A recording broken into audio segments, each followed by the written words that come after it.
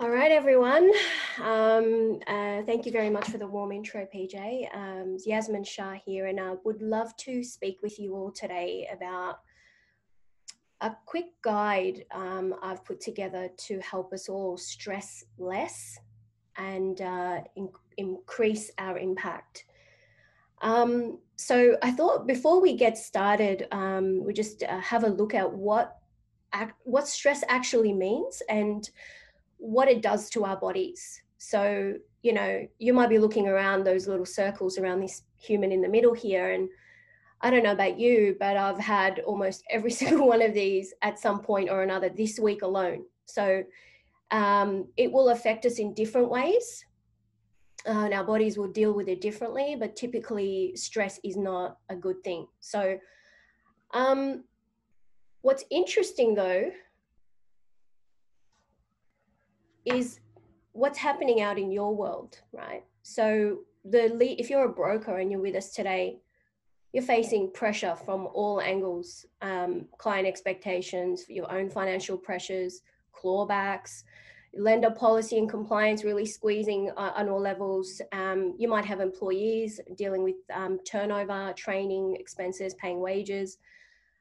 Sometimes it's IT difficulties, database management, things like that. You know, if you're not particularly strong in keeping up to date with changing technology, it can sometimes stress us out as well. And some of us have the stress of not enough business, and others have the stress of too much business. Finding a balance of those between those two is really is another common stressor. But look, the word, see, this is a concept that you may have heard before, self-talk. So the words we actually tell ourselves becomes what we live. All right, so that's a common quote there by Magdalena Battles. Conceptualizes what I'm talking about here. So what does it actually mean, you know, the role of self-talk, and how does self-talk impact us and our stress levels? You see, what we think influences our actions, and that's obviously what our self-talk is. But then our actions are what create energy, right? So we'll talk a little bit about what energy is and how emotions are formed. These are obviously positive and negative emotions created by our actions. So the thing that triggers stress in our bodies is how we feel about a certain scenario, situation, or thing. But the good news is that we can actually change how stressed we feel simply by thinking differently. So the word emotion, right? And the concept of emotion, so happy, sad, angry, frustrated, these come from the Latin word emotere, which basically just means energy in motion, right? So when we set our energy in some kind of movement, it results in how we feel. That's really important to understand. Here is a practical example. It's your self-talk, I can do this, typically results in a calmness, that, you know, a calm emotion, which will help us to be a little bit more relaxed, right? So direct impact on the body. Whereas if we ask ourselves or self-talk to ourselves, what if I fail? We're generally a little bit more anxious, which results in muscle tightness. Who's experienced this before? Yeah, I'll put my hand up too. All right. So we've all heard about the laws of attraction. This guidance scale came from a book that was written on the subject. And essentially on this slide, it's two spirals side by side, but if you can just picture it as one big spiral that goes up and down. When we're at our best and our happiest, we're up on the upward spiral, whereas when we're at not feeling so great, we're in the downward spiral. And these are self-fulfilling thoughts and feelings that drive us up or down in terms of how our overall state. We're either really like we're happy, we're in an upward spiral, so from there we can only get better, or we're not so happy and we can land at depression on the other end of the scale, okay? So keeping that in mind, this is a quote from that book by Esther Hicks. Every thought that you think, if you keep thinking it, will eventually become powerful enough to attract the essence of itself into your experience. So your experience of the world is shaped by what you think. But if you think a certain way, then your overall experience will be shaped by that. So if you think negative thoughts and you self-talk in a negative way to yourself, typically the overall resulting emotion is not going to be a calm effect, and therefore the stress that comes out on the other end and the physical effect on the body won't be as good either. There is some good news though. Those two spirals that I showed you before, it is possible to go from a downward moving spiral to an upward moving spiral very, very, very quickly. It comes down to technique and some questions that you can ask yourself. So becoming your own detective, sensing within yourself and in your body as to where you're at in terms of what your thoughts are saying to you and how you're feeling about those things, and helping to turn that around. And I want to show you how you can do that by asking yourself Rago, right? Rago is your friend and obviously stands for something, but I'll go into that in a second. If you're finding that you're feeling stressed, you're feeling sad or down, or, you know, even a little bit depressed, or particularly anxious about something, Rago it, right? And what does the R stand for? Reality check it. Reality check your thoughts. What is my evidence for and against my thinking? Am I jumping to a negative conclusion? If the answer is yes, you have an opportunity to pivot and think differently about your situation. What are some alternative explanations? So that's what the A stands for. What else could this mean? If I were being positive, how would I perceive this situation? So you're checking in with yourself, right? The G in Rago stands for, am I thinking in a goal-oriented way? What can I do that will help me solve this problem? Is there something I can learn from this situation to help me do it better next time? Yeah. And then are there other perspectives? This is the one that helps me the most. Is there anything good about this situation? And will this matter in 5 years' time? Will I feel as passionately about it in 5 years' time? You see, what this does is it breaks up the effects that your thoughts are having on how you're feeling. It's disrupting that link. So if you're in a downhill spiral, you're giving yourself an opportunity to break the link and jump over to the other side. So aside from Ragoing it, the next thing that I want to recommend here for you to consider is some simple things that also disrupt that spiral. So taking some deep breaths, magic, works every time. And then move your body. If you're sitting, stand, go for a bit of a walk around. Take a phone call whilst you're walking instead of sitting. That makes a difference. Then obviously Rago it, so that's there on the list. For some, connecting with nature really helps, or with a loved one. And obviously listening to your favorite song or podcast also can help you. P.S. I was thinking about somebody in our community here when I saw this picture, and I'll ask you guys at the end who you think it was. All right. So learning about this is probably not going to make enough of an impact. So I would love for you to join me in a quick exercise. But before we start the exercise, I want you to check in with yourself. How are you feeling now? It's Friday morning. It's just after 10:30. How are you feeling? Are you feeling calm? Or are you feeling stressed? Are you feeling pressured? Check in with yourself, okay? Now, we're just gonna apply some basics from that slide with the dancing man, okay? We're just gonna take some deep breaths. So would you all please just move away from your desk or wherever you're sitting, get comfy, okay? And we're just gonna take some deep breaths in Feel free to close your eyes when you're doing this, okay? Because I know for a fact that we usually don't do this enough in the day. So, are we ready? See, Zarko's standing up. Love it, love it. All right, ready? Close your eyes and take a deep breath in through the nose.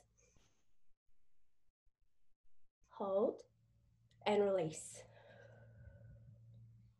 Deep breath in. Hold and release. You should be feeling the breath in your belly, okay, as it's coming through. Again, in.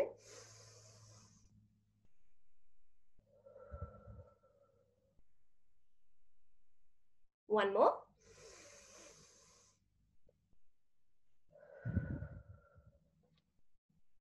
All right, open your eyes. How does that feel?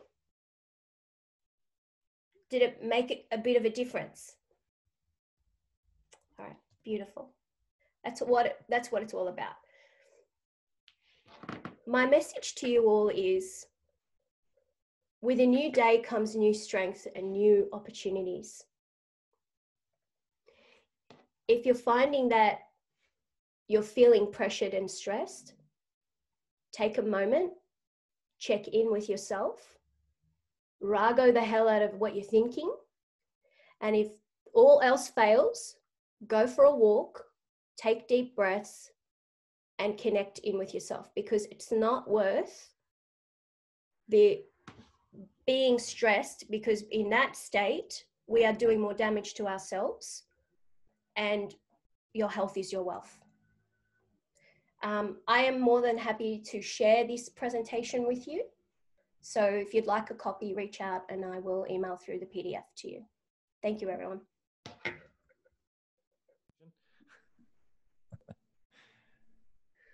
Thank you, PJ, and thank you also to Yasmin. I'm feeling so relaxed after your little meditation session.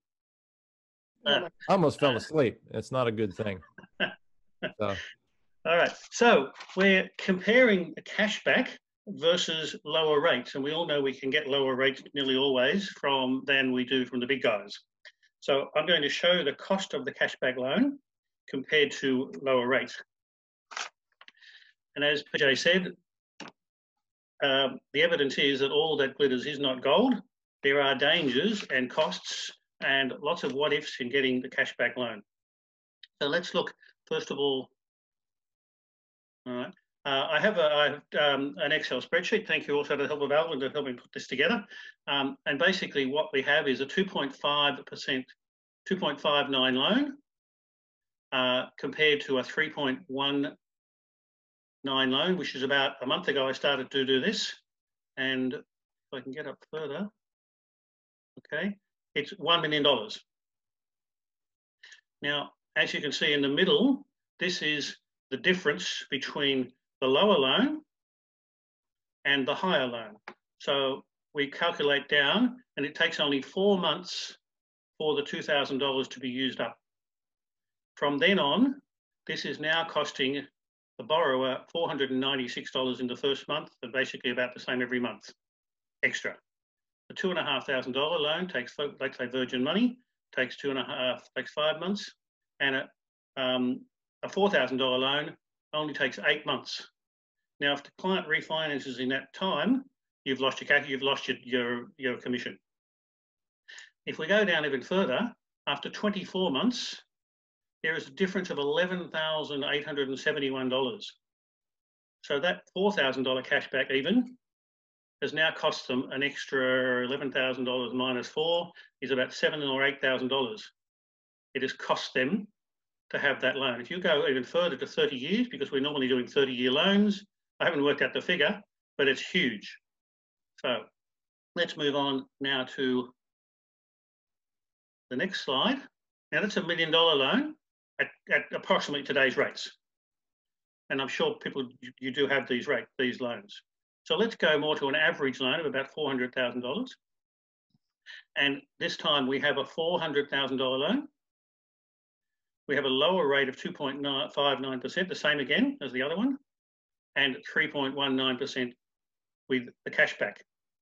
So it is going to take 10 months.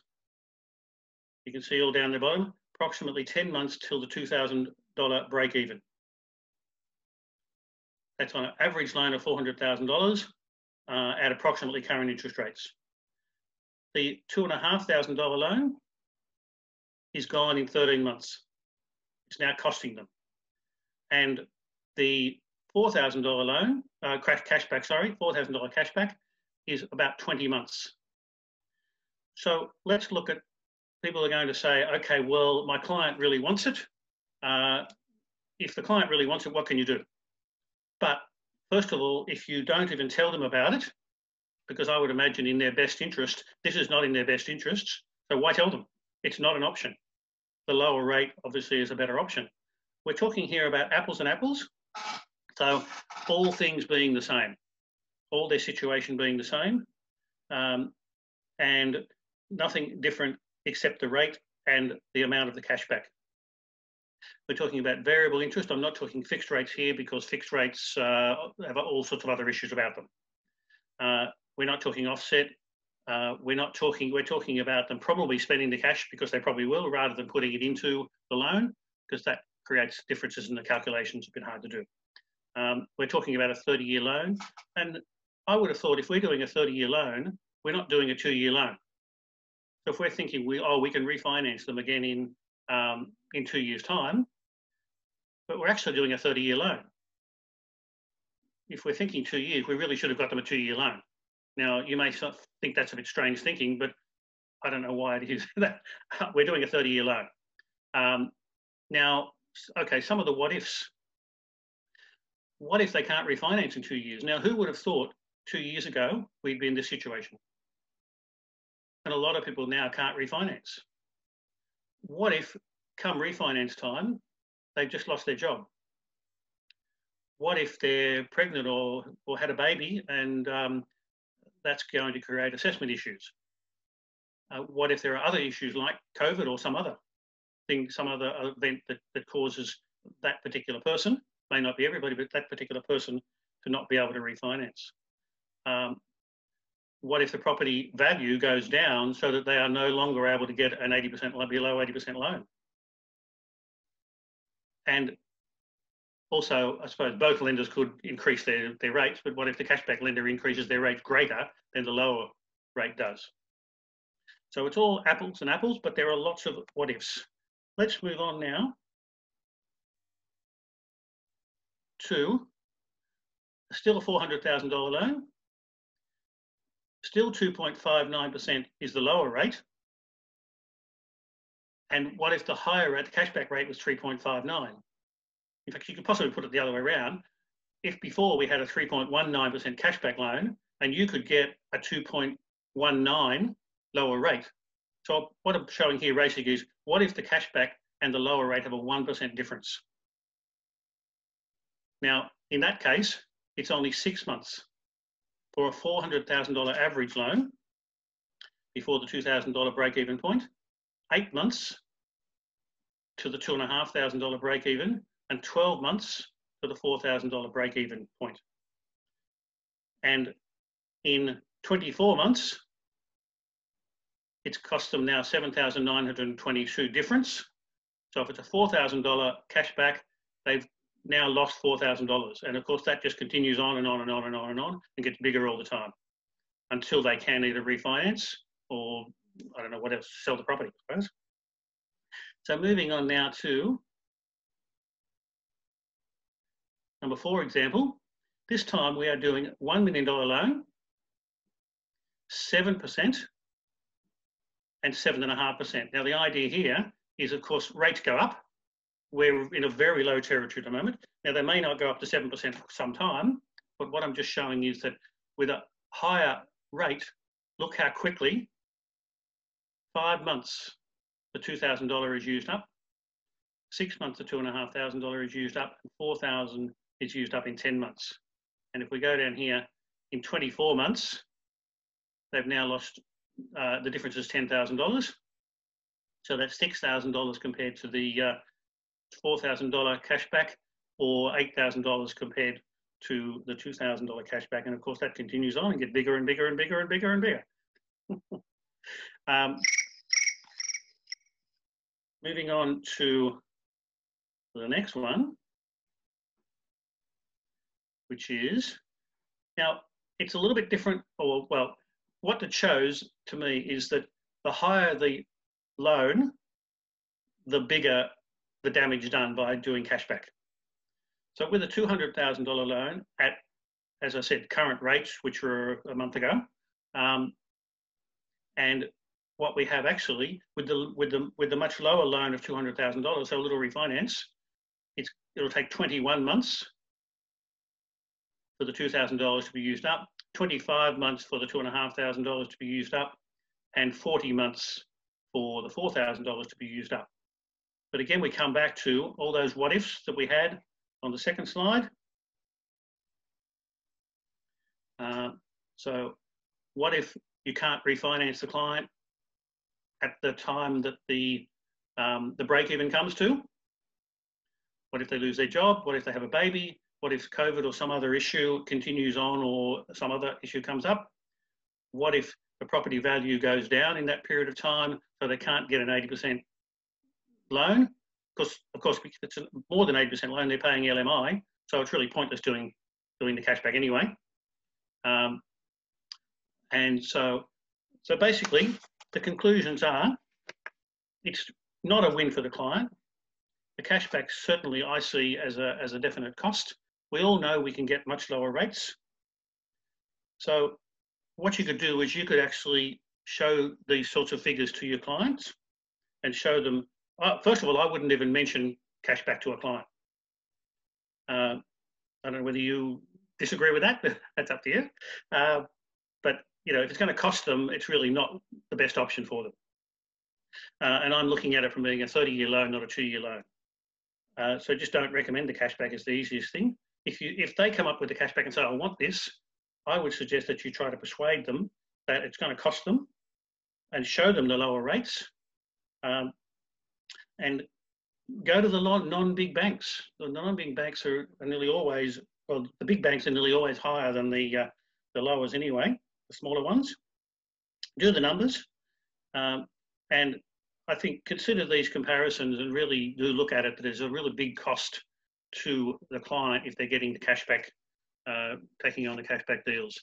And thank you very much, PJ. Fantastic. Thanks, Greg. That was really insightful. I knew that you were probably going to make the case that it wasn't a great deal per se, but I think you touched on a couple of key things there. The first, of course, is best interest, and whether or not something like a cashback offer is going to be in the client's best interest. I think maybe we'll have to ask Alvin or your good self if we can have one of those spreadsheets to maybe put into the members only area of the IFBF site, so that anybody that wants to run those numbers for themselves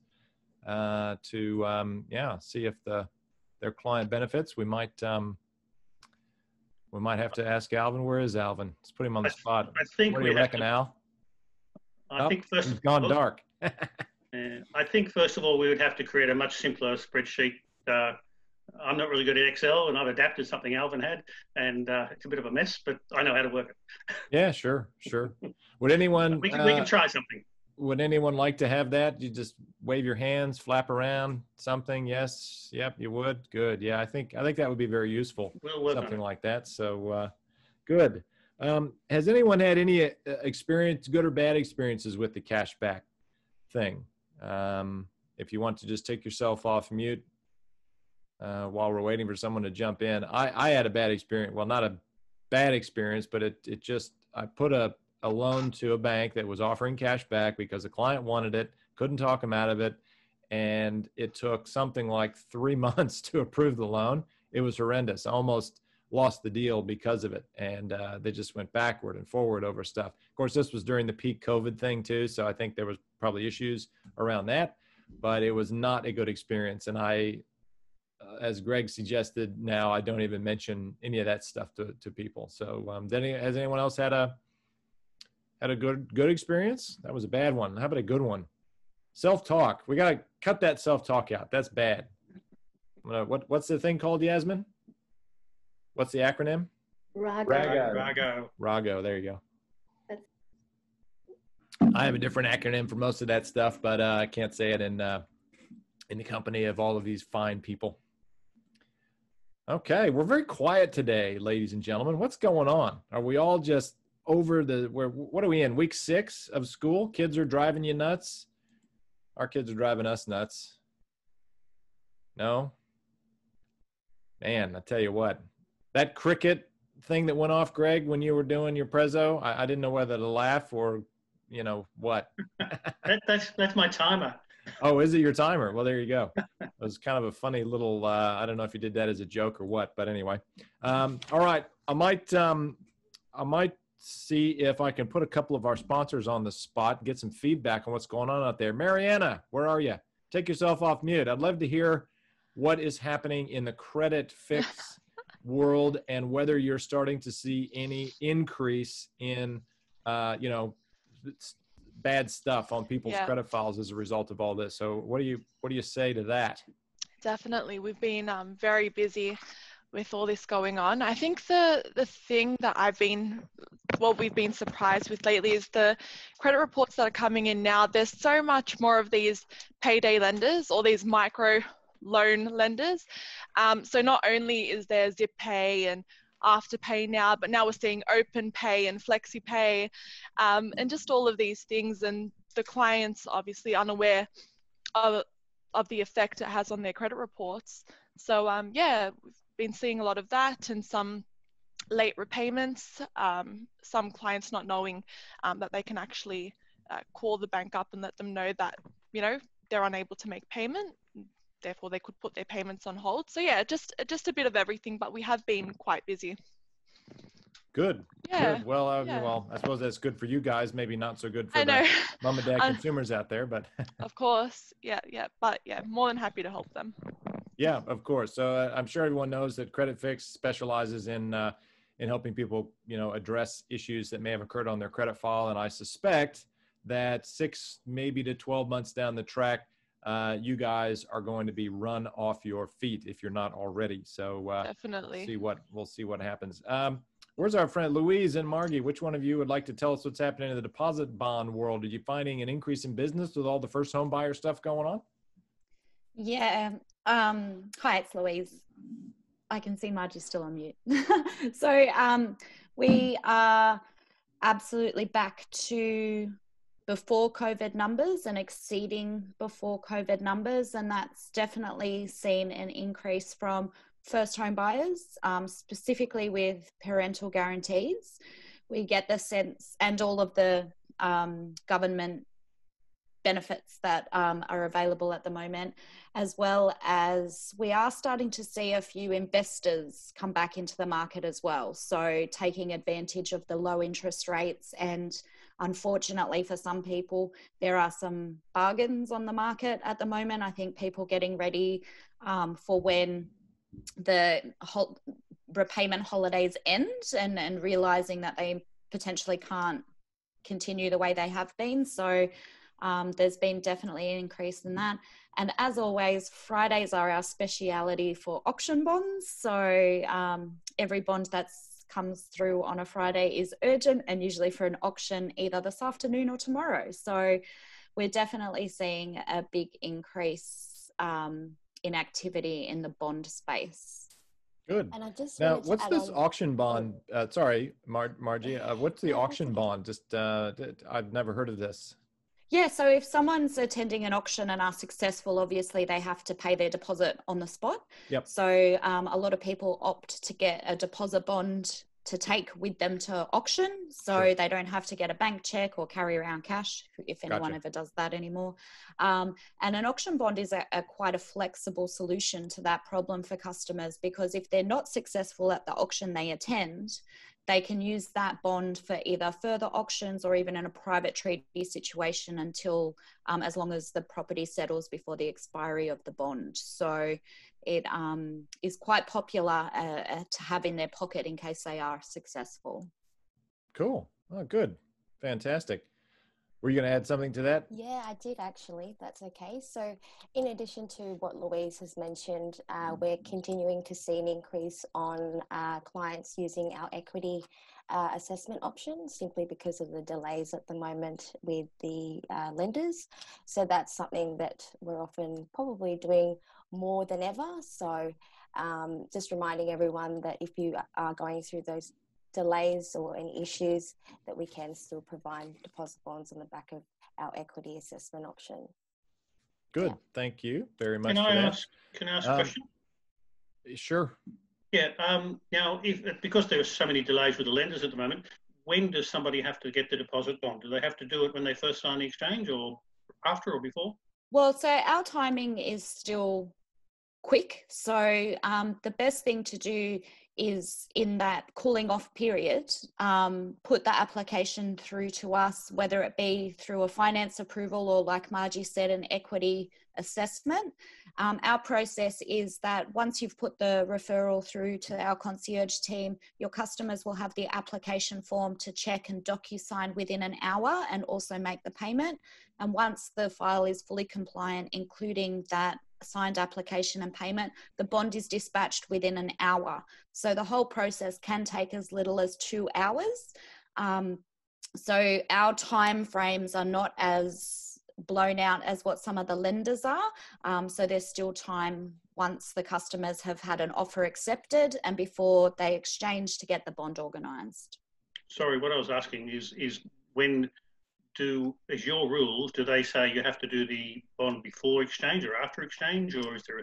Well, you would need the bond to exchange. So once the offer's been accepted and they've got a contract of sale, if it's for a private treaty, once you've got the contract of sale with the confirmation of the purchase price, that's when you would organise the bond. So the legal representative has the bond there ready to exchange at the end of the cooling off. Right. So if they couldn't get finance down the track, something happened and they didn't get conditional, then their deposit would be paid by you guys. Is that right? That's right, but it isn't a get out of jail free card for the customer. So if they can't complete at settlement and the vendor is entitled to that 10% deposit, as they would be if the customer paid their deposit in cash, then the vendor would claim through the deposit bond through QBE, and then QBE would seek to recover the costs from your customer for the 10% they should have put down. And you pay that? No, QBE pays it to the vendor in the first instance, and then they will recover that 10% from your customer. I'm confused. Not from you. I'll let you guys take that offline. Yeah. Okay. I'll give you a call. Okay. Yeah, give me a call, Greg. Yeah, that would be the best thing to do. Rock, I might just grab you real quick. I noticed some marketing that came through today from you. It looks like the SMSF commercial is, you're firing that up. Tell us a little bit about that. Look, commercial-wise, the SMSF's been our big product, but so the last few weeks have been our normal residential stuff. We're promoting the commercial because we are getting a lot of brokers inquiring for their clients buying their little warehouses. So, look, most people are tired of prices have come back in the commercial space. So a lot of self-employed people are looking to buy their own premises so they have some measure because the rents they've been paying have been so fairly steep. And yeah, we're really rocking and rolling with that, excuse the pun. Yeah, we've upgraded our marketing. Leanne's doing a great job with our Meet Bob and Meet Betty. You'll see over the next few weeks. But yeah, definitely been a turnaround where people were shying away from buying property through SMSF, where they're all coming back into it.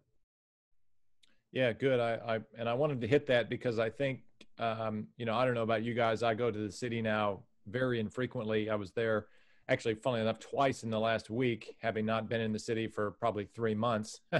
And it was a ghost town. I was stunned at how quiet it was. And I've been having a number of conversations with other people, businesses that I know are in the CBD and stuff. And I'm wondering what's going to happen, you know, to central business districts now, and office space and so forth. And I think there is going to be a move to, for a lot of businesses to downsize their premises, but also that whole idea that they might now buy a small commercial office or a little warehouse unit or something.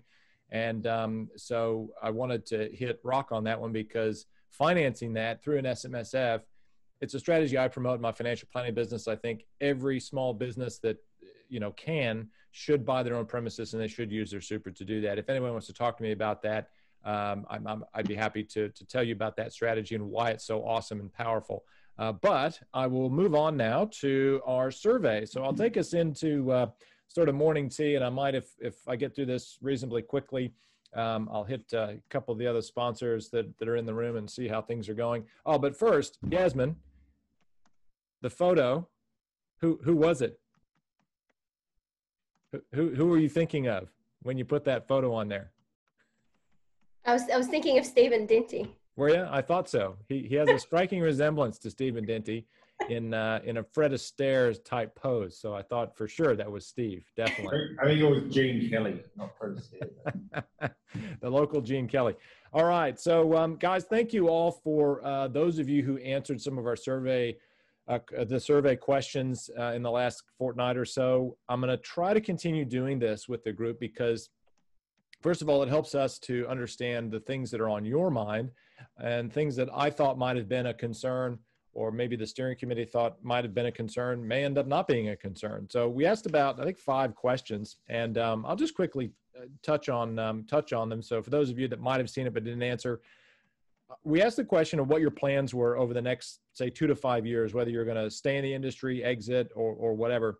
And overwhelmingly, people were going to be staying in the industry. A couple of our members were potentially looking to exit, although I know who responded in that way, and I think they'll probably die in the chair. I'm just saying, for a friend, that I doubt they'll ever exit the industry. But anyway, it was good to see that most of us were going to be sticking around and even looking at expanding our businesses. So I'm encouraged by that. You could have easily seen it go the other way. And I might actually, at the end of this, I'll just, maybe Zarko, I'll just pip you and see if you've had any further feedback from the MFAA perspective on some of that stuff. How are you coping with CPD requirements? Well, let's face it, we all got a lot more time now because we're stuck at home for the most part. And I think of the 10 or so responses we got, 10 or 11 responses, certainly everyone was overwhelmingly killing it with the CPD and not having really any issues there. So lots of Zoom meetings, lots of webinars, lots of, you know, easy to consume online stuff and whatever. And I think for the most part, I've noticed too, I'm not sure what you guys think, but I'm getting inundated now. It's almost like Zoom fatigue. I'm getting so many webinar invites and everything else. I mean, it's good that lenders are now pivoting to this method for communicating and getting in front of brokers. It's you know, certainly time saving, but I don't know about you, but I got to do some work during the day and not just attend Zoom meetings, professional Zoom meeting attendee, you know. Anyway, now let's see. Next question was, this is a big one, right? So clients who are deferring their mortgage payments. Now, again, I was a little bit surprised by this. Most of the responses were that very limited. So brokers were getting some inquiry about it, but in true fashion, what we do is our job is to explain to the client why it's a good or bad thing to do that. And I think overwhelmingly, and some of the feedback was, you know, once they explain to people, this isn't a write-off of interest. It isn't, you know, you get a 6-month deferral and you've just taken 6 months off your loan. It's you actually, you know, you got to pay this back, and it's not necessarily going to be a good thing. If you're having trouble now, maybe in 6 months you're going to have even more trouble. So it was good that in the first instance, we didn't see a lot of brokers saying, yes, I've been inundated with this, but the ones that did make some comments about it, they said they typically are trying to talk them out of it too, which is good. And then finally, how are we coping with the environment? So being positive or negative about the future. And overwhelmingly, people were positive. The responses were positive. I didn't have anyone, well, there was one who said negative.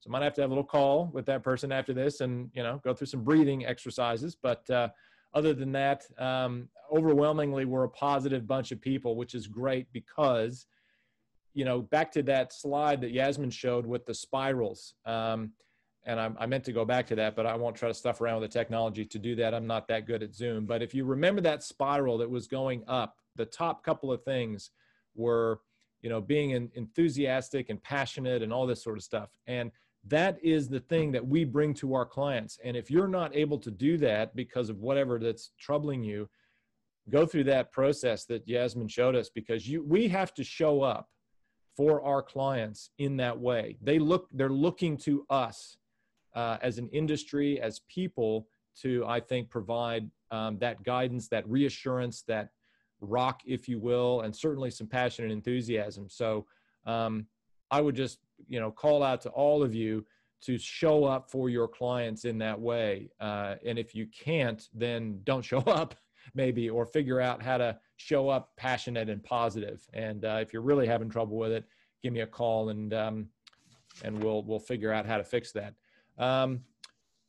So that's it. That was the survey results. Really, again, thanks everyone for giving us some feedback. It's really helpful, and certainly, again, as I said, will help us to drive some of our agenda and some of our speakers and things like that. So Zarko, take yourself off mute for a second. Just want to ask you a question or two.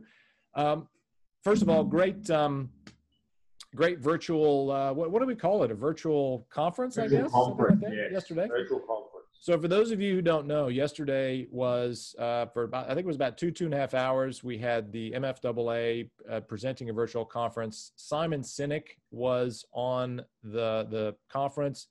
I'm going to go back and watch the replay of him again. That guy is just lights out. So everyone knows who Simon Sinek is, the Y guy. Start with Y. Yep. That dude is just, he's lights out. And so first of all, kudos for jagging him to speak. But back to the original sort of question I posed there, what are you guys finding right now with the industry, the discussions you're having with brokers and people around the joint? So 3 main themes. People have never been busier. It has never been harder to settle deals. And customers have never expected more from us. So back to Yasmin's content, you could either look at the latter 2 things as a negative or a positive based on how you approach it. So being busy is a good thing, right? But you want to be busy that leads to productivity and actually helping people, and by helping people, you therefore generate revenue. So you can't generate revenue until you help someone, right? So the second thing is, if it's hard for us with all the skills, experience, and knowledge we have to settle deals, how hard is it then if the client doesn't use us? So we were very proud on Wednesday to announce 2 pretty big numbers. So 57% market share for brokers for the April to June quarter. And the second number we were really proud to share was $57.3 billion in settlements between April and June. Now, those numbers weren't given to us on a platter. We worked very hard as an industry. You and your individual business worked very hard to deliver that. And then the last thing is the expectations that client have. Now, the expectations we are meeting now is money in the bank for us come June 2022. When the whole concept of commissions, both upfront and trail, are revisited, that April to June quarter is money in the bank for us to demonstrate the value of the current structures, the value of the current operators, and how, if it wasn't for those structures and those operators, Australia wouldn't be where it is hopefully in 2022, i.e. fully on the road to recovery from COVID, with unemployment getting back to the levels we saw before COVID, and small businesses, more importantly, able to function as they were before COVID. This is the definition of the long game. Yeah, it is harder to settle deals, and yeah, clients expect more from us. And the things that Greg mentioned don't help. Like these incentives that the bigger banks are trying to insult the intelligence of your client by offering aren't actually helping us settle more deals. They're actually making the process more convoluted. But we've got to get through that, and we've got to keep the feedback going. So those three things I would say ring true for everyone on this call today, that you've never been busier, it's never been harder, and customers expect more. But these are the hard yards we're running now to set ourselves up for the long game in the future. So I think we're in a good position. Our industry is very attractive to people. So at the MFAA, we've developed a document, it's been out for a while, called the Pathway to Broking document. We have had record numbers of people from outside the industry download that document from the MFAA website since March. Because all these people being made redundant are looking at, what do I do next? And finance broking from the outside looks attractive. What our role is, as practitioners in the industry, is to give them a true sense of what it's really like, so we don't have people joining the industry that shouldn't be in the industry, that think it's about a quick buck. And that's the beautiful discussions I'm having. Your aggregated representatives are also having, because that's another thing that I've noticed has changed. Aggregators aren't bums on seats anymore in terms of recruitment. They realise if they bring in the wrong people for their group, they're only as strong as their weakest operator. So they're very selective on who they bring in. So we're in a very good place. As I think I've mentioned before, I would never wish what we've gone through since March. I wish we could go back to February and hit reset and not have what we've gone through. But we have to play the cards we're dealt with. And look, we've got a winning hand at the moment. So we're in a very good position. Good. Thank you. I did see that number, 57%. That is incredible. I was lamenting the fact that 18 odd years ago, I started in this industry and it was 22%, predicted to go to 50. And I went, well, that's pretty good growth. I think that I might be on a winner here. And we're at 57. And I think now the tip is that we'll head up to, you know, sort of that UK number of around 85, 90%. And it'll be because of crises like this. Yes, I agree. We demonstrate that value, which is, I think, one of the key points that you're saying is our clients need us at times like this to add the value and to be, you know, the rock and provide the advice and all the other stuff that we do. So it's awesome that you guys continue to fight the battle. FBAA continues to fight the battle, and it's not going to be over anytime soon. So thank you for that. Look, I think with that, we're at 11:30. So I might just take us into morning tea. Before I do that, Yaz, can you just jump off mute? And Are You Okay Day? I was going to ask you this earlier, but I forgot. Are You Okay Day? All of you should be getting an email or have already received an email about Are You Okay Day. Can you quickly tell us about Are You Okay Day? Because I know you're heavily involved in that day.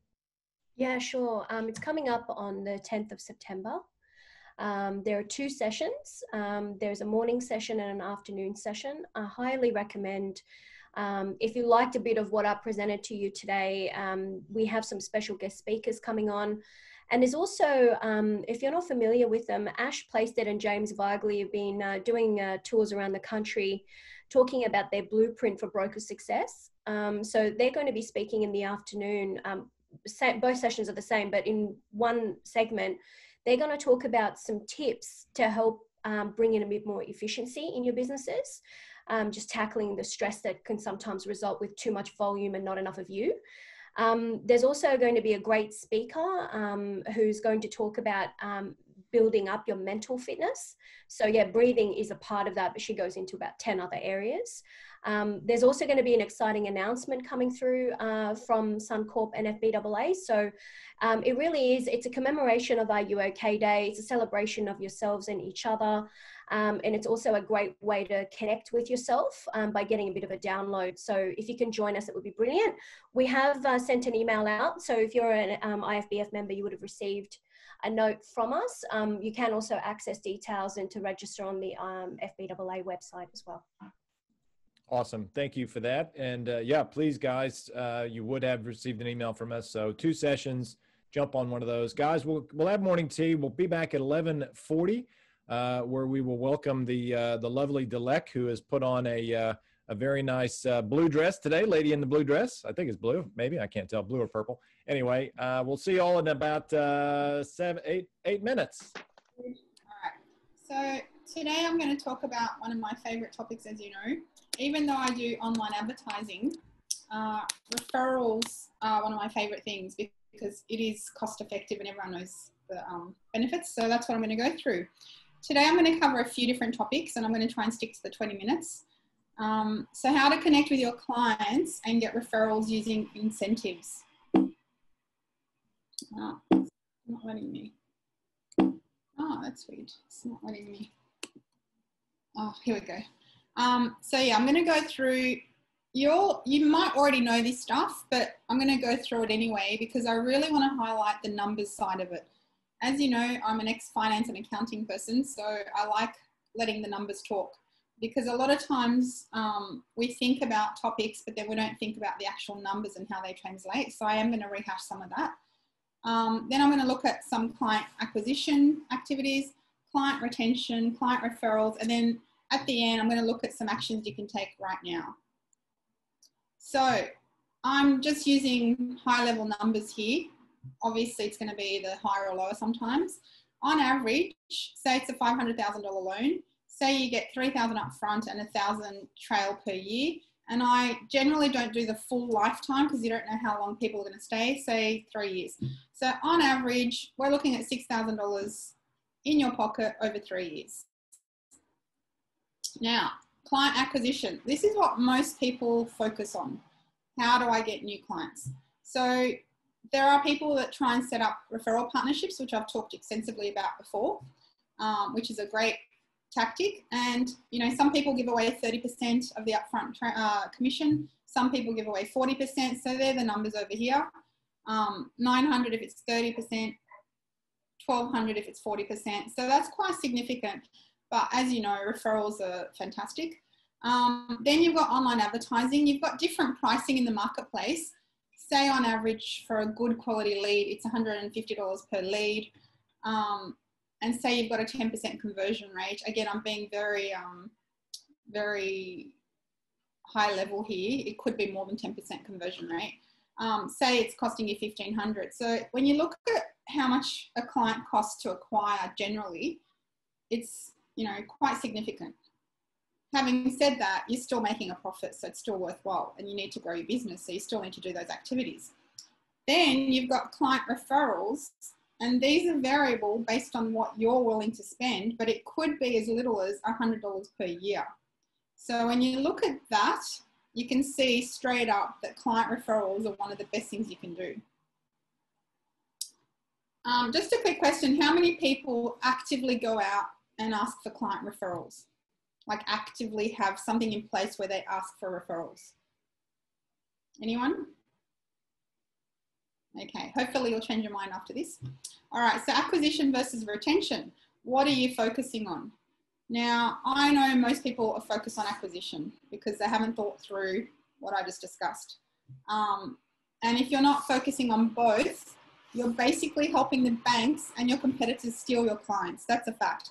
Because if you're not staying in touch with your clients and you're not trying to help them stay, they're going to see an ad or they're going to get coaxed by the banks and they're going to leave. So you're pretty much serving up your clients on a silver platter. And when I worked in corporate at Colonial First State, CBA, that whole group, basically we spent just as much money on retention activities as we did on acquisition. And I worked on projects for acquisition and retention.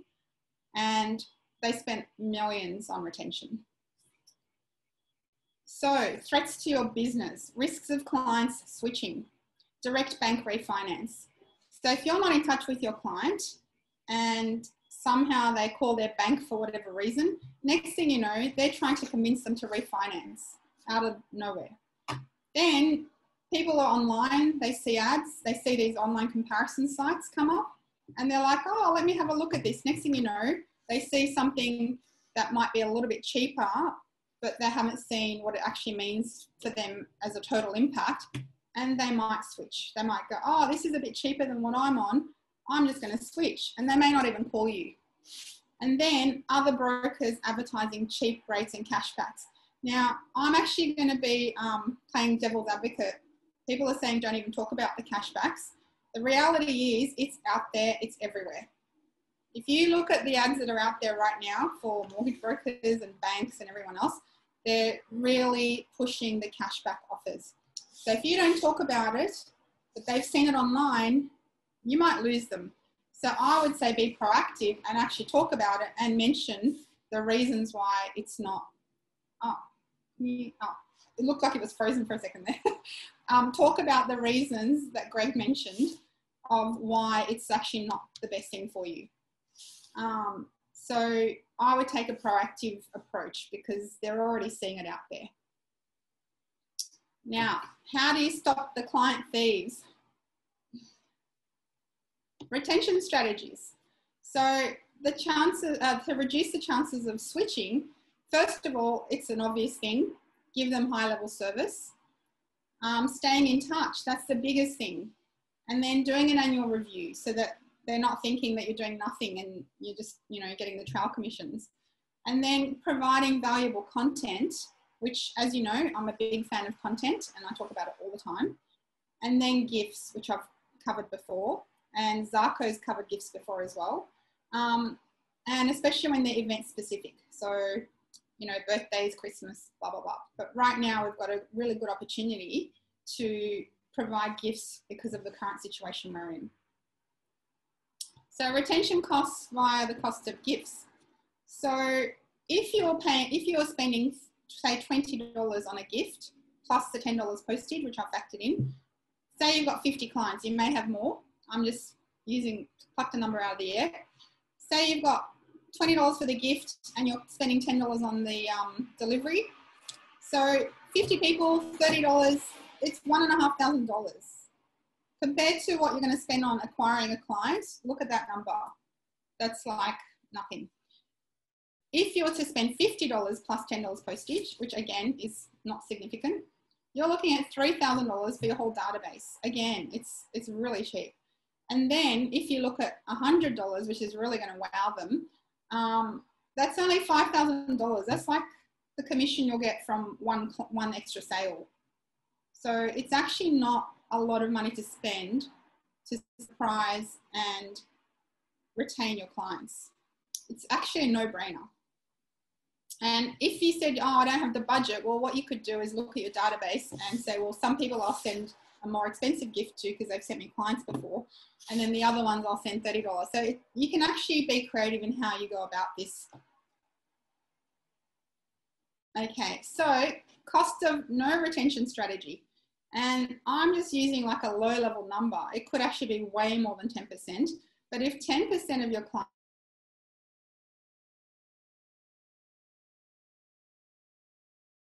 left because of coaxing them and all the things, it could be more. That's 5 out of 50.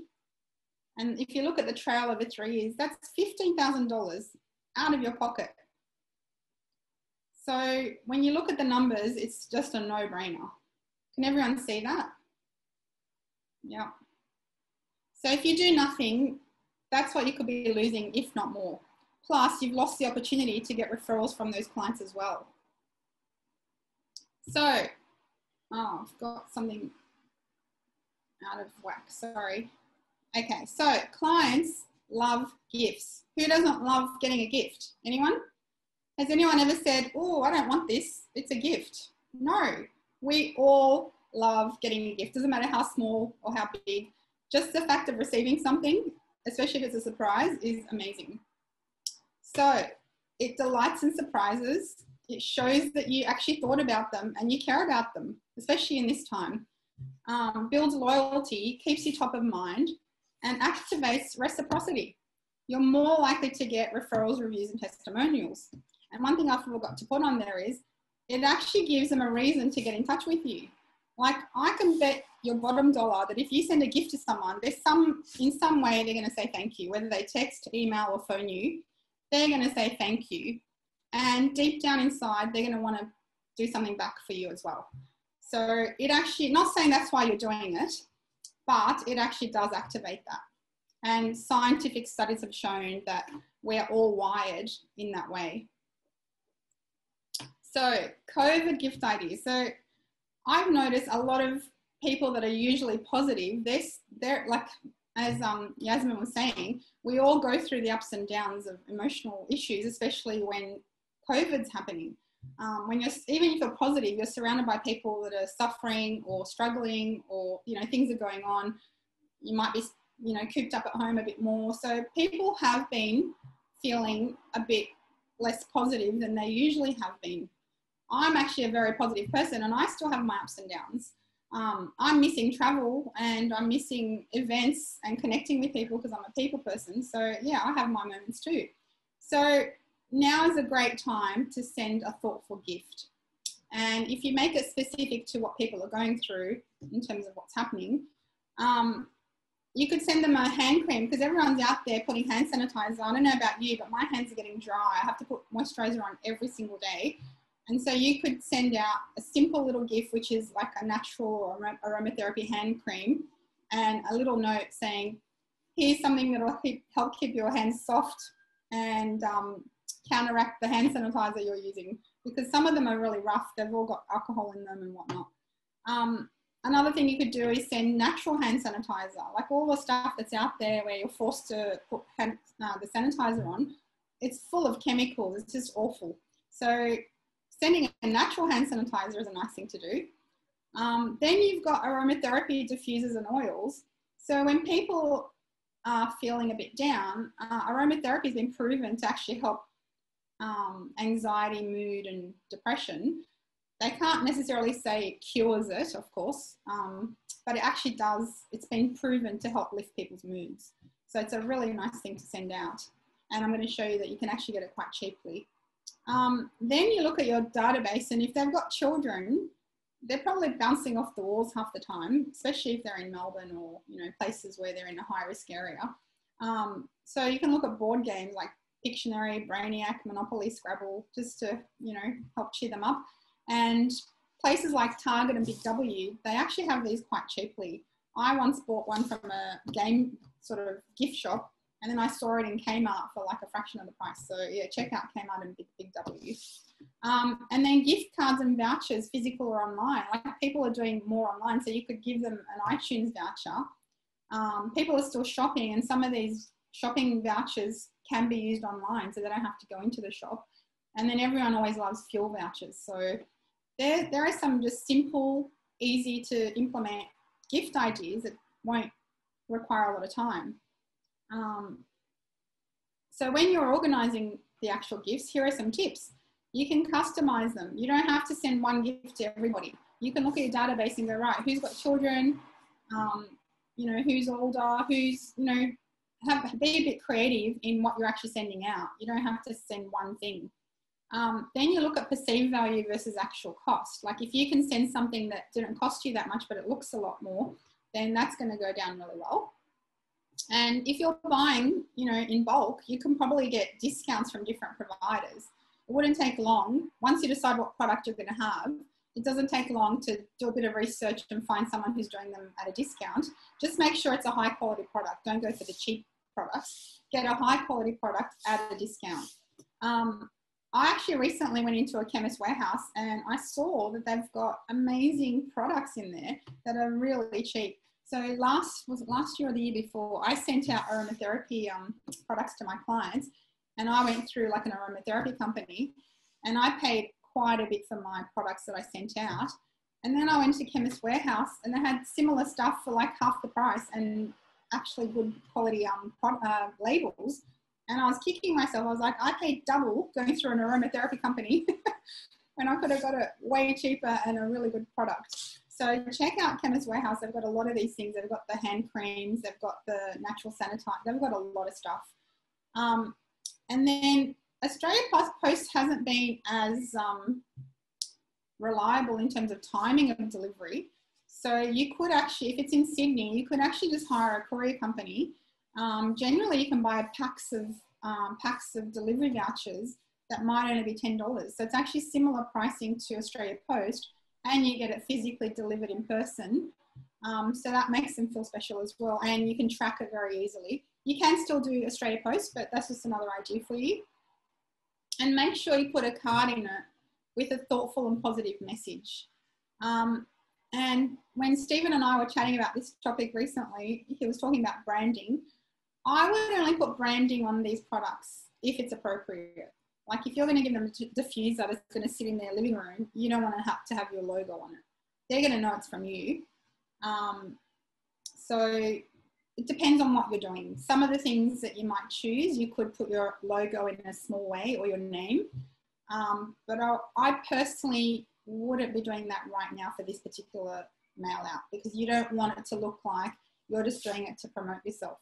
You're doing this to show them that you're caring about them. So as I mentioned, this is my favorite idea, because I love aromatherapy. And basically these diffusers, they're between $30 to $40. And these different oils you can buy, like in terms of the blends, you can get a peace and wellbeing one, or you can get a refresh and renew. So in the topic of uplifting them, you can find lots of different. I suggest going into a Chemist Warehouse to smell some of these products. May not have all the stock. And I think their maximum per order is about 20 items. You can actually do multiple orders, obviously. What does everyone think about these products? Never tried it? Don't all talk at once? Okay, well, if you haven't tried it, you should go and check it out. So now we're onto the topic of referrals. So if you're staying in touch with your clients, you're sending them gifts, what do you think is going to happen when you want to get referrals? They're going to be more happy to help you back. And referrals are gold, as we mentioned. So why are referrals so important? Basically, you all know about referrals from other providers. They come in pre-qualified. The trust is established already, so you don't have to prove that you're good at what. Okay. So if they're being sent to you by a friend, that's a big point of trust that's established. And then you basically have instant rapport, because you know someone, you have someone in common. So it gives you instant rapport. It's like, oh, so-and-so told me to call you, and you've got this instant rapport. You don't have to build that rapport. And as you know, a referral is way easier to convert. And as we've seen, it's very cost effective. So if you're going to create a referral program, like I'm not going to go into a lot of detail, but basically there are a few things you should think about. Be clear on what incentives you're going to offer when you're doing a referral program. So what happens, a lot of people do an incentive for the referrer. So you might say, every person you refer to me, you'll get a $200 Coles voucher or a Westfield voucher, or whatever it is.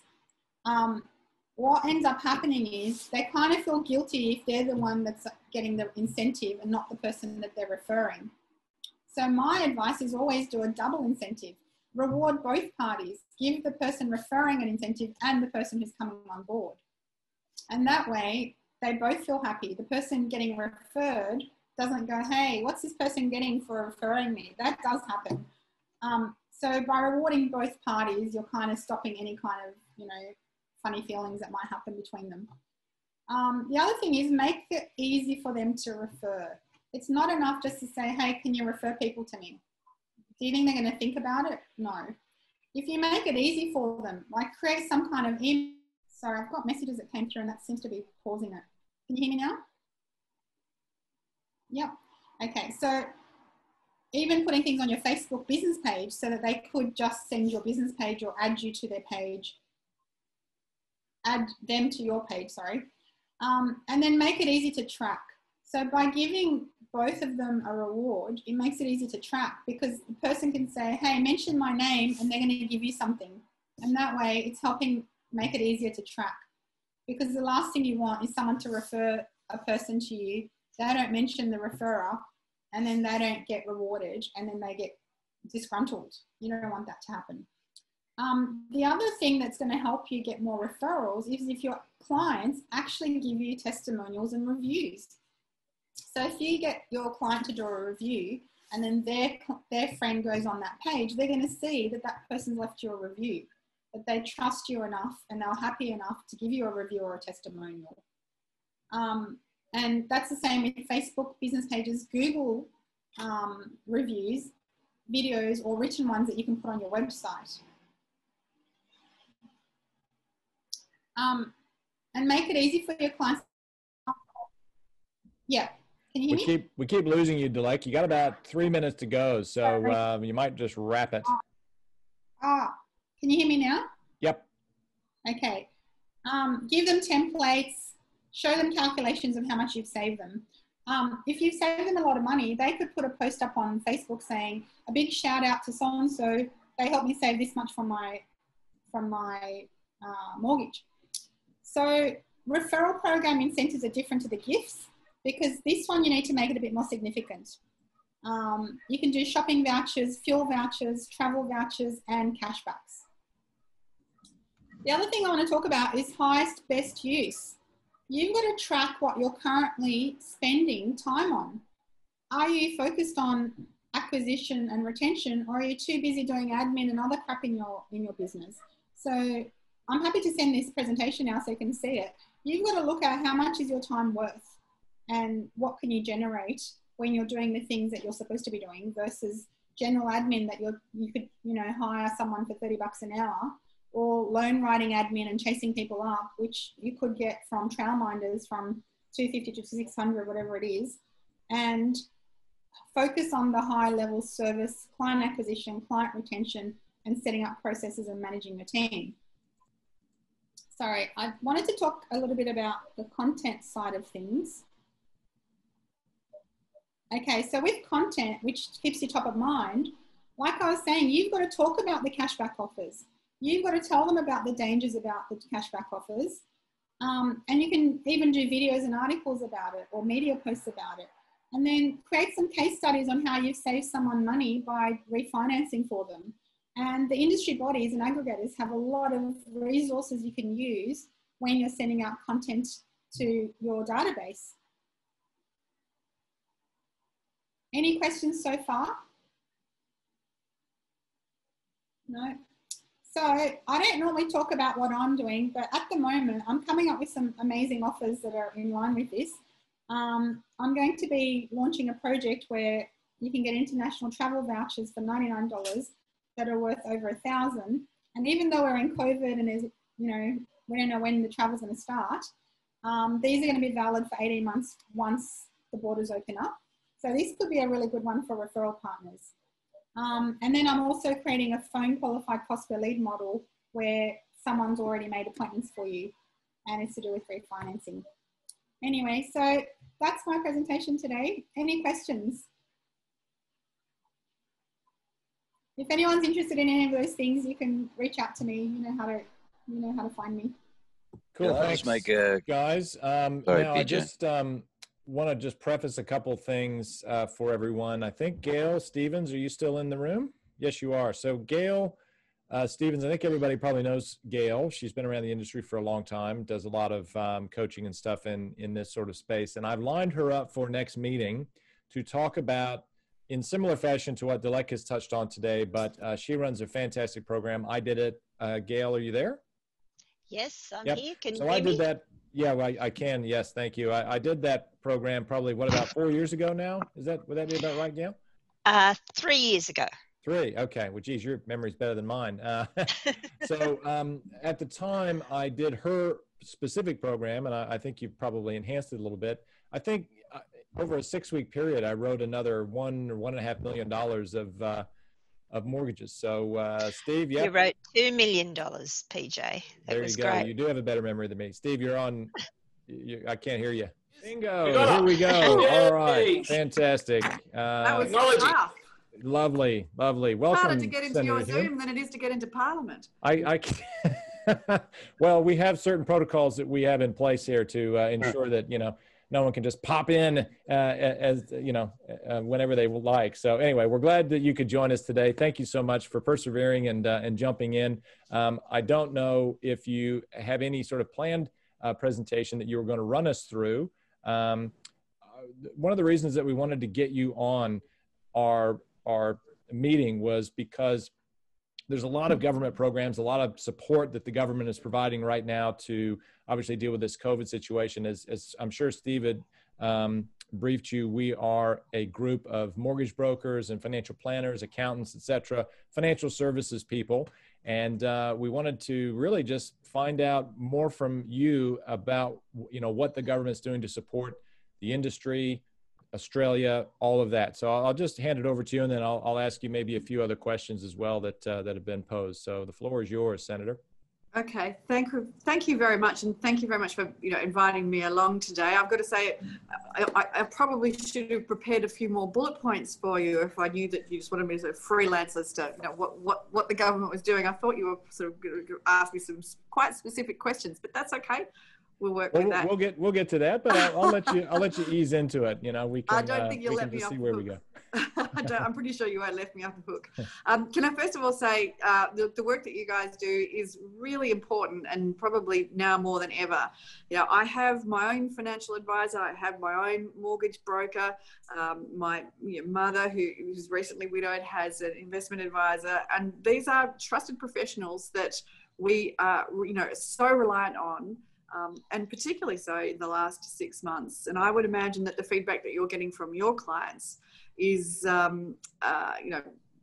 quite distressing, but B, you would probably hear the relief in their voice that they have somebody that they can ask, they can turn to at these difficult times.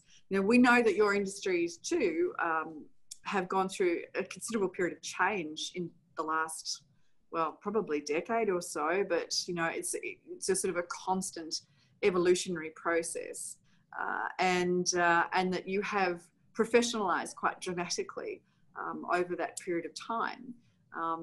We're now at that point where we're finding the right balance, I think, between consumer protections, but at the same time making sure that the value that you guys offer your clients is leveraged to the best of advantage and isn't hampered by undue regulatory burden. And it's getting that fine line between lowering the red tape, but also making sure that we maintain the consumer protections as well to allow you to do what you do best. And as I said, what you do is very important. So we've got the Hayne Royal Commission recommendations, and they're currently being implemented. I think I can't remember the numbers off the top of my head as to how many that we have already implemented. I think it's over 70. There were 70 something recommendations. Around 40 of them have already been implemented. There's another 35 or so that are in train. You know that we've delayed a lot of the implementation of the Hayne recommendations because of the COVID crisis, and I think that that's very reasonable. Some of those recommendations, that gives everybody a little, two things. One, it gives the industries themselves that are most affected, like yours, a chance to concentrate on your clients, concentrate on your businesses and how you're adjusting, and do the invaluable work that you do. But it also gives us a chance to reassess potentially some of the consequences of the decisions that were coming from Hayne on the consumer protection side, and making sure that we balance those, as I said, with the regulatory burdens. So those recommendations, although that legislation that was supposed to come through in June this year, has been pushed off to December, and the December legislation will be implemented in June next year. But the process will continue. And the more that we can keep the dialogue open between industry and government, I think the better, because the outcome will be good for consumers, good for your industry, and good for the economy at a time when we really need to start rebuilding. We know that some of the work that you do is fundamental in reducing the cost of living. We know that when people switch their mortgage around, for instance, that they, I think for every $250,000 of mortgage that they have, they can save up to $1,000 a year just by switching. And yet so few people do it. We know the same, even something as basic as a credit card, you can save around $200 a year just by switching your provider. So the important work that you do is, sifting through the mire for your clients to get them that best deal is really important. The good news is, I think, because of this crisis, and it's too early to come out with silver linings, is that people are turning their attention to their financial well-being, often for the first time, and whether it be through financial advice or whether it be through refinancing their existing debt, they are looking to people to say, well, how can you help me? I would imagine that you guys would be busier than ever. So look, I'll leave it there, and happy to answer any questions that you may have. Fantastic. Well, thank you for that little intro. It's great to hear that your feeling is that we do add a lot of value, because we've been talking about that all morning, actually, about how important our role is, especially now, in being a rock for our clients and showing up as enthusiastic, passionate professionals. And so it's refreshing to hear that from you as well. And so for everybody that's watching right now, if you do have some questions, just pop them in the chat. We can address them, but I will hit you with a couple of the questions I know that you've already been sort of provided. So let's hit that best interest duty one. And the question is, and I'll just read it out. It's from one of our members. Is that the RBA Governor Philip Lowe recently suggested that the best interest duty legislation might be a bridge too far. And with the ongoing COVID battle, is there perhaps any possibility that the Liberals might see value in delaying abandoning this additional legislative burden on the broking community, given we would not be increasing the volumes that brokers process if we weren't already doing or providing best interest duty? So I'll let you take that one on, Senator. Well, to begin with, I think that you guys are already providing best interest duty as part of what you do. But I've got to say, when I read this question, I thought, hang on, I don't remember Philip Lowe ever saying that. And I tasked my poor staff with sifting through everything Philip Lowe has ever said to try and find that quote, and we still couldn't find it. What we did here, and so allow me to read this because I've got it in front of me, Sure. Yeah, go ahead. was that he said last year he strongly agreed that mortgage brokers should operate under a best interest duty, another recommendation of the Royal Commission, and given they are essentially providers of financial advice, they should operate under the same regulatory regime. We even rang the RBA and said, at any point did Philip Lowe say that mortgage brokers shouldn't abide by the best interest duty, or that it was a bridge too far? And nobody could identify. In fact, they said absolutely not. So legislating the best interest duty for mortgage brokers brings the law into line with essentially what consumers are now expecting, and probably always have expected. It just wasn't explicit. I think that the relationship that you have with your clients is one of trust, and that is so important. And the Hayne Royal Commission made this one pretty clear. It was 76, that's what it was. It was 70. I couldn't remember how many Hayne recommendations there was. There were 76.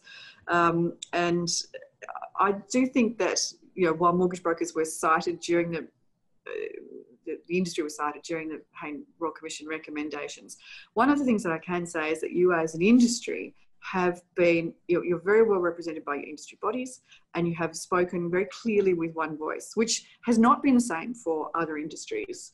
And I think that because of that, and the fact that the work that you do is important in providing your consumers with choice, supporting small businesses as well, and smaller lenders too, that are unable to otherwise to compete with big banks, that the Morrison government has been very supportive of the mortgage broking industry, and that we want to see more of you, not fewer of you, and we want to work in partnership with you to make sure that you're stronger where you can be. But that said,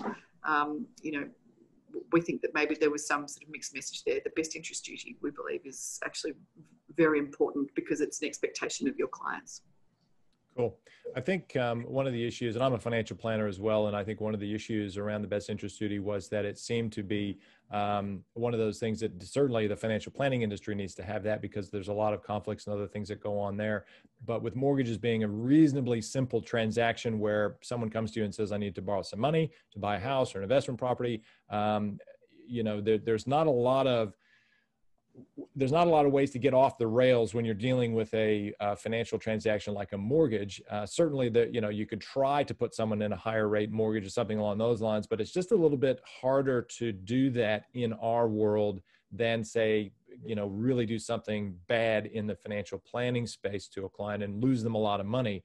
And I think there's generally the things that I'm hearing from our members and from the industry body is that we just want to make sure that the government doesn't over legislate our industry to make it that much harder for us to deliver a service, which, you know, just in the last 2 days, we've had the statistics out from the NFAA showing that 57% of Australians now use a mortgage broker to arrange a mortgage. When I started this in this industry 18 years ago, it was 22%. So we've come a long way, and obviously we've demonstrated we've added value. So I think that's probably what the main angst is really all about. And some of these other questions that I'm just looking through, that you would have, again, been provided is just around this notion that we are now seemingly having to do even more compliance and more work to achieve the same thing we've been doing all along, probably for the last 5 to 7 years. And I think brokers maybe are a little bit fatigued by that. That would just be, I guess, my comment back to you maybe. I don't know if anyone else, Stephen, or if anyone else wants to jump in and add to that or ask the Senator a question. Let's see if I can maybe find something else that you can address for us. Let's see here. I've got a lot of paragraphs of stuff. Does anyone have a question for the Senator? They're all shy. I love it when I see they love to talk when, you know, we don't have really important, you know, people around, but now they've all stood behind me, and I've got to carry the load. No, I'm not getting sound. There you go. I've got a bit of sound now. Fantastic. Take it away, Steve. Okay. Senator, thank you so much. And I also want to acknowledge and thank Alex Hawke, who is my own local member. Thank you, Alex. It's so great to have you on board. And you've got a very important role in the Pacific as well, as a minister or assistant minister. So that's fantastic. Senator, I've been broking now for 25 years. I know I look very young, but you have to take my word for it. During that time, people don't, okay, let me start again. Treasury, or in Treasury, there seems to be this perception that people are very well educated when it comes to financial matters and mortgages and what have you. The reality is they're not. And I get people come into my office and they sit opposite me and they go, Stephen, I want a mortgage. I've seen a house I want to buy. Boom. And I go, fantastic. And what sort of loan do you want? And, you know, fixed or variable? And, you know, you run through all the normal things and they go, Stephen, I want a loan. Full stop. That's the limit of their experience, knowledge, whatever. You go through all the compliance. You give them a truckload of paper. They go, what's this all about? And I say, well, this is all the compliance stuff I have to give you. The question then is, do I have to read it? Do I have to read it? And I said, well, you're supposed to. We have a situation that years ago, we operated in credit, and I worked in the bank. We had what we called the 5 C's of lending. And the 5 C's were character, so the character of the borrower, the capacity of the person to afford the loan, their credit history, whether they've behaved themselves with loans in the past, collateral, they looked at the security, the value of the home that's being given to the bank. And the 5th C was common sense. Legislation has taken common sense off the table. Lenders are now frightened to do loans. And it's because of the legislation. It's just, literally, it has gone too far. And as our chairman has said, 57% of mortgages are now being written by brokers. If we were doing such a bad job, if we were not looking after people, they wouldn't keep coming back. It's a bit like a dog. If every time you call your dog and it comes to you, you beat it, it's going to stop coming to you. We are obviously doing a very, very solid job in looking after people. And as I say, the legislation is just killing us. The burden, the financial burden is appalling. There's no other word for it. So I am being restricted helping people because of the legislation. So over to you, Senator. That's a very big, broad question that you've given me there, but I will do my very best to answer it. And let me just reiterate from the start that, you know, quite clearly you are adding an extraordinary value to your clients, you're adding value to the industry, and you're adding value to the economy. So we respect exactly what it is that you're doing. And I know that the responsible lending standards have been a difficult adjustment to make. We're very aware that banks have strengthened their lending standards in recent years, and in response to specific measures that have been taken by taken by regulators to improve lending practices, and they're there to limit systemic risks. We do consider it very important that consumers and businesses with good credit profiles are able to access the finance that they need. We want to make sure that we have a competitive industry in place for them to do so. There have been recent anecdotal reports that, given the current level of public scrutiny of past lending practices, that banks have become overly cautious, you're right, in how they're interpreting the application of existing legal and prudential obligations on their lending. There is no doubt about that. The Treasurer has, in response to that, stated very publicly that while banks need to adhere to their responsible lending obligations, that a sensible balance has to be struck, and that consideration is given to the need to provide access to finance for families and businesses. And I think that I would echo those remarks. We've launched some policy changes too to help consumers get the best possible rates on their mortgages. You would be familiar, of course, with the comprehensive credit reporting legislation, and that will benefit consumers greatly, who will be able to demonstrate their reliability and get better financial deals. It'll also give credit providers a much better picture of the people that they're dealing with, their individuals' creditworthiness, their risk assessment, their default rates, and it will increase competition in the credit industry. So that, we think, is going to be beneficial. It'll provide a wider pool of individuals, to provide finance and credit to a wider pool of individuals that would otherwise potentially be excluded. Now, that bill is currently before the Senate. The other, of course, quite significant change in your industry is going to be the introduction of the Consumer Data Right, which has already been introduced. It began on the 1st of July, even though, throughout the COVID-19 crisis, even though the banks were very, very busy, we did insist that they continue their work on the Consumer Data Right. That will help people to better obtain their own data and be able to offer that data to potential competitors, alternative products, and find a much better and more tailored deal for them. And obviously your industry will play an important role in that as well. I think the Consumer Data Right is going to be quite transformative. It'll be a slow burn though. Not all the lenders will be on the platform for some time yet. But we will see more and more providers come in as they become accredited by the ACCC. And as we've seen in the UK, where open banking has been around for a while, that has been quite a transformative change to personal and business credit as well. And you guys are going to play an important part in that.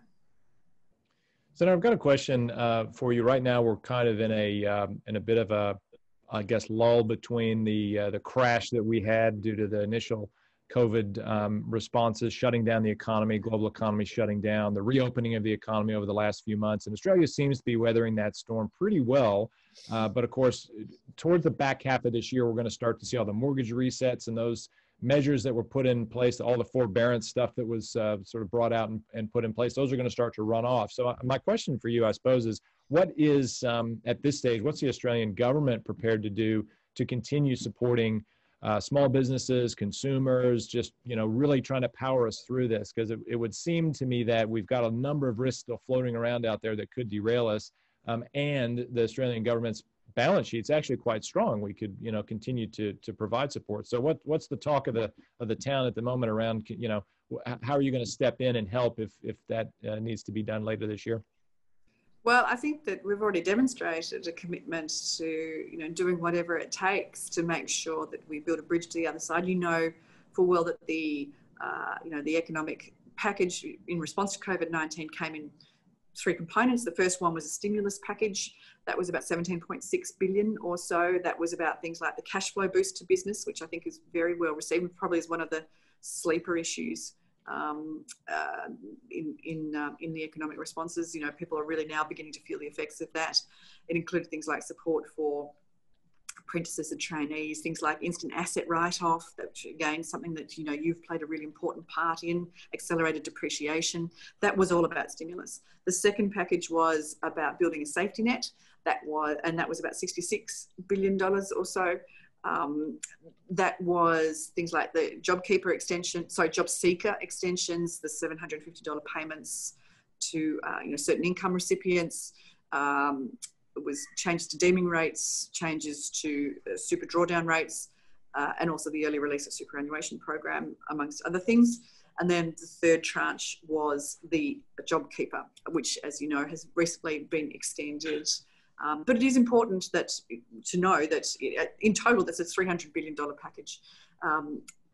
But everything that we did when we put that package together, to be honest, I mean, it all came in March and early April. It was like putting together the equivalent of 3 budgets in the space of 5 weeks.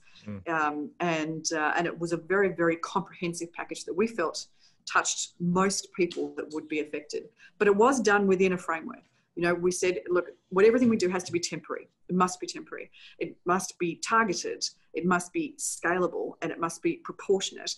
And most importantly, everything we do has to be delivered on the existing tax and transfer rails, because that is a cost-efficient and time-effective way of getting money to people who need it the most. So, and as we come out of the crisis, we are doing exactly the same thing, making sure that everything we deliver is within a framework to make sure that nothing is baked in, that it is entirely specific to the problem, as opposed to an opportunity for an ideological decision or push that, you know, stays within as part of the economy forever. And that's something that we learned from the the GFC, is that, you know, you can actually respond to a crisis, a temporary crisis, with a permanent measure that makes it very hard to undo. It can actually be very detrimental to the economy in the longer term. We've been very careful to make sure that of that $300 billion, I think it's like 98% of it occurs in the first 2 years, so this financial year and next financial year. And then we're hoping that the economy will be kick-started and will be able to, you know, survive on its own 2 feet. That's really important. And it's really important because if there is an ideology that's going to permeate what we do, it's that we don't intend to tax our way out of this problem. You know, there we were, you know, it was only 8 months ago, staring down the barrel of a balanced budget for the first time in 11 years. We had unemployment, well, unemployment was about 5.1% now. I'm showing my age here, but, you know, when I was at university, full employment was 5% unemployment. You know, we had high levels of female participation rate in the work, highest record levels of female participation rate, lowest level of welfare dependency in 30 years. We're actually in a really good position to make these enormous changes. Have been really important, but we want to make sure that to get out of them, we don't tax people and slow down the economy. We want the economy to be as productive as possible. And that's why the flow of credit is so important. And there was a lot of measures that were taken as part of that second tranche, that $66 billion component, to maintain the flow of credit. And some of that was very difficult. You know, we were facing a very uncertain environment. But I think that, you know, we've done what needed to be done there. I got so excited telling you about the response that I've forgotten the question that you asked me. That's okay. No, look, I do echo everything you just said, and the fact that the Australian government did an awesome job of responding to this crisis. There's no doubt about it. I think what I'm probably wondering about is, are you already, discussing what happens if we come back off, really back off of that? Because the signs are certainly that we see some economic activity that's improving and it's getting better, but there's second waves happening. We haven't opened up our borders yet, really. Some of the key things that underpin the Australian economy, like tourism and hospitality and all of that, are probably going to be dormant for a while. Seems like mining is starting to fire up again, but I guess I'm asking you, from the Australian government's point of view, what are you guys prepared to do next, if you even know, to deal with another round of crisis? Well, I think that, what we've demonstrated is that we can move quickly and swiftly to respond to whatever the situation faces. But as far as a sort of universal, whether it be JobKeeper or Job Seeker extension, whatever it might be, we want to wind that back. We want to make sure that, that the medicine has been effective, but we don't want anyone to become addicted to it. We want the economy to be able to run productively on its own 2 feet, using its own capacity. And that's why maintaining the flow of credit in particular, which is, where you guys come in, is a really, really important feature there, and why you're going to play such an important role, which is why we want to be able to help you through, finding that nice balance between the consumer protections, because, there'll be a lot of people that try and take advantage at this time. And there's a few people that are in genuine financial distress that will reach out to, potentially an unscrupulous provider. We want to maintain consumer protections, but at the same time make sure that people that are in genuine need of finance can access it where they need. That's so you fantastic. can play. You're part of the recovery, a really important part.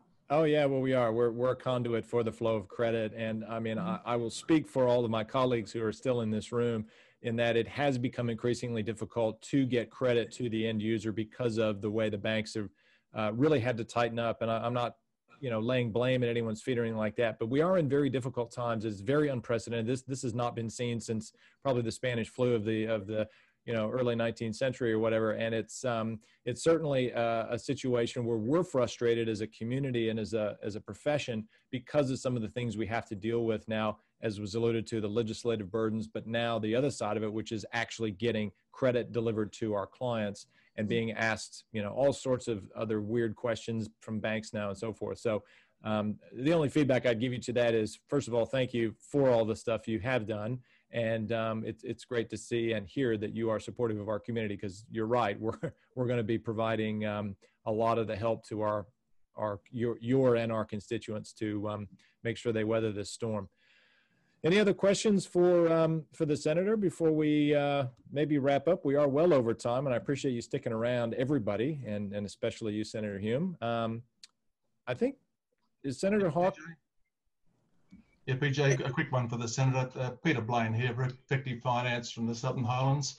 Under the cashback offers a lot of lenders are presently offering our clients, under responsible lending and the best interest disclosure, we had a session today showing exactly how much that's costing our clients in additional repayments after a short period of time. What can you do in your position to help correct these, what I call deceptive marketing tactics by some of the lenders? Yeah, I've got to say, Peter, hand on heart, I don't know much about these cashback offers, but I would be very happy to take that offline and pursue it, because it doesn't smell quite right to me. So would you mind if I get my office to reach out to you through this forum and pursue that?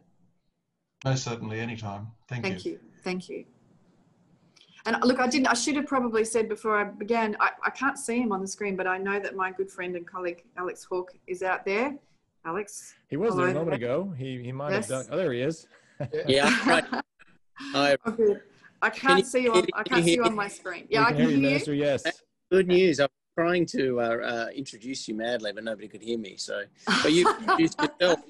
Good job. So, but can I just say, I mean, I will just add thank you to Stephen and thank you, obviously, all of you.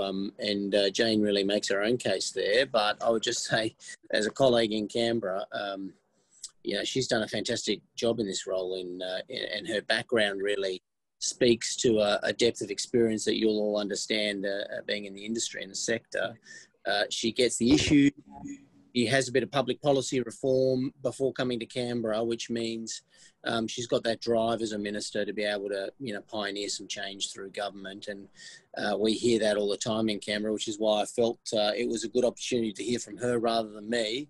And I think you can see why. So we're pretty confident that, you know, given the fiscal situation that we're facing with the budget coming up and having her in the Treasury portfolio and the work she's adding in her key roles is going to be so significant to get us through what's going to be a really difficult couple of years economically coming up. And I think we all know that. But the government is very confident because, you know, the experience that we've got in the lineup is very substantial, and you can sort of see that in the measures that we've sort of phased in and flexibility we've built in. But I just want to thank Jane. I want to thank you for being available and contactable, and I think it's the best sign of a minister in this situation. She contacted me without knowing that Steve and I were already having these conversations, saying, I want to make sure, she did it with all our colleagues, saying I want to speak to people involved in the sectors around the country as we're going through this to hear the latest about, you know, the challenges and what really the pointy end of reform looks like. We're all realistic. I mean, we've all been